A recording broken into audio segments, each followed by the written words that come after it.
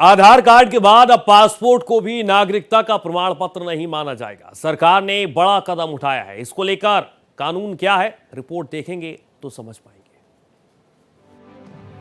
नागरिकता के प्रमाण पत्र को लेकर एक बार फिर बहस छिड़ गई है। पहले आधार कार्ड को नागरिकता का प्रमाण नहीं माना गया। इसके बाद बिहार, पश्चिम बंगाल सहित अन्य राज्यों में एसआईआर हुआ। अब विदेश मंत्रालय ने कहा है कि पासपोर्ट को भी भारतीय नागरिकता का प्रमाण नहीं माना जाएगा। सिटीजन एक्ट के तहत जो शर्तें हैं वो पूरी करना जरूरी है। सिटीजनशिप एक्ट में अगर बाय बर्थ है तब आप इंडियन सिटीजन हो सकते हो। दूसरा, बाय डिसेंट आप सिटीजन हो सकते हो। तीसरा, आप रजिस्ट्रेशन करवा के इंडियन सिटीजन हो सकते हो, या नेचुरलाइजेशन से अगर सेंट्रल गवर्नमेंट आपको रिकॉग्नाइज कर दे तब भी आप सर्टिफिकेट इशू कर दे, तब भी आप इंडियन सिटीजन हो सकते हो।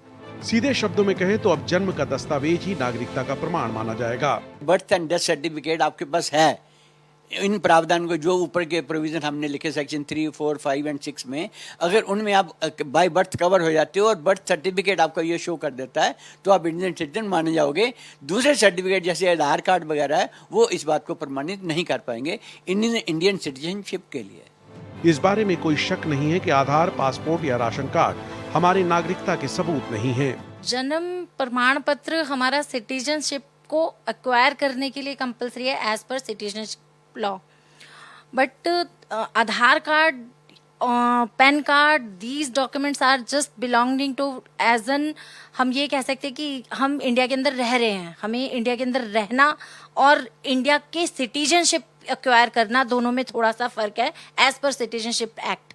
तो अभी जो हमारे जन्म प्रमाण पत्र ही हमारा ये डिक्लेयर कर सकता है कि हम अपने भारत के नागरिक हैं या नहीं।